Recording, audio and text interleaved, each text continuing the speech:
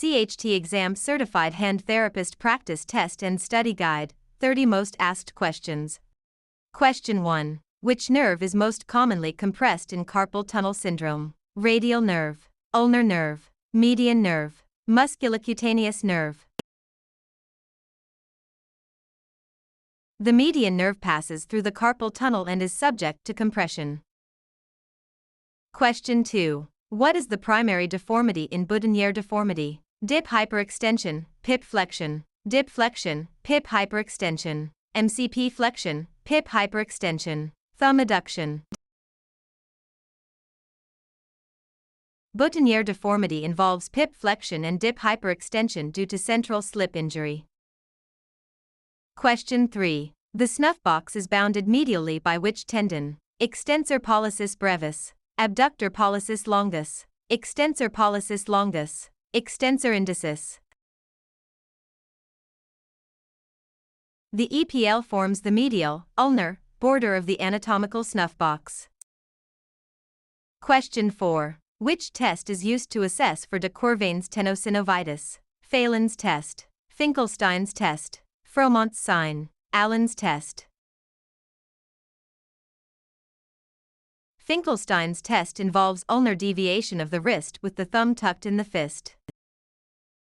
Question 5. In a Zone 2 flexor tendon repair, which protocol involves early active motion? Kleinert protocol, Duran protocol, Indiana protocol, static splinting. The Indiana protocol is a well-known early active motion protocol for flexor tendons. Question 6. Which muscle is the primary internal rotator of the shoulder? Infraspinatus, teres minor, subscapularis, supraspinatus. Subscapularis is the only rotator cuff muscle that performs internal rotation. Question 7. A patient has claw hand deformity. Which nerve is likely injured? Median nerve, radial nerve, ulnar nerve, axillary nerve. Ulnar nerve palsy leads to clawing of the ring and small fingers due to intrinsic muscle paralysis. Question 8. What is the golden period for replantation of a digit at room temperature? 2 hours, 6 to 8 hours, 12 to 24 hours, 48 hours. The limit for warm ischemia in digits is generally 6 to 8 hours for optimal success. Question 9. Dupuytren's contracture primarily affects which structure? Flexor tendons, palmar fascia, extensor tendons, joint capsules. Dupuytren's is a proliferative disorder of the palmar fascia. Question 10. Which splint position is recommended for an acute boutonniere injury? Pip in 0 degrees extension, pip in 30 degrees flexion, dip in 0 degrees extension, MCP in 90 degrees flexion. Static splinting of the pip joint in full extension for 6 to 8 weeks is standard. Question 11. What does Froment's sign indicate? Median nerve palsy, ulnar nerve palsy, radial nerve palsy, trigger finger. Froment's sign indicates adductor pollicis weakness, ulnar nerve, compensated by FPL flexion. Question 12. Which artery is tested during an Allen's test? Radial and ulnar, brachial and radial, ulnar and axillary, digital arteries. Allen's test assesses the patency of the radial and ulnar arteries supplying the hand. Question 13. The safe position intrinsic plus splint for hand trauma involves MCP extension, pip flexion, MCP flexion, 70 to 90, pip extension, 0, wrist flexion, finger extension, full fist. The intrinsic plus position prevents collateral ligament shortening.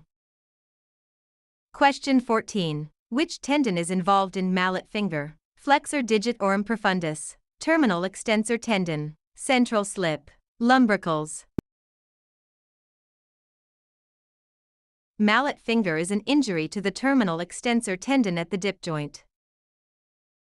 Question 15. What is the most common carpal bone fracture? Lunate, triquetrum, scaphoid, hamate.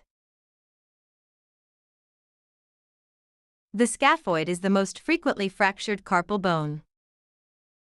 Question 16. A high radial nerve injury would most likely result in wrist drop, claw hand, ape hand, loss of sensation to the little finger. Radial nerve supplies the wrist and finger extensors. Injury causes wrist drop.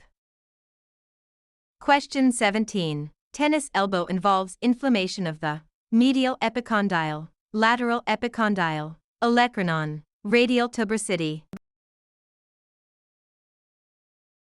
Lateral epicondylitis, tennis elbow, affects the common extensor origin. Question 18. How many pulleys are in the digital flexor sheath of a finger? 3, 5, 8, 10. There are 5 annular, A1, A5, and 3 cruciform, C1, C3, pulleys. Question 19. The Terry-Thomas's sign on X-ray indicates scaphoid fracture, scapholunate dissociation, Call's fracture, lunate dislocation. A widened gap between the scaphoid and lunate indicates ligamentous injury. Question 20. What is the primary goal of the inflammatory phase of wound healing? Collagen synthesis, debridement and infection control, wound contraction, scar maturation.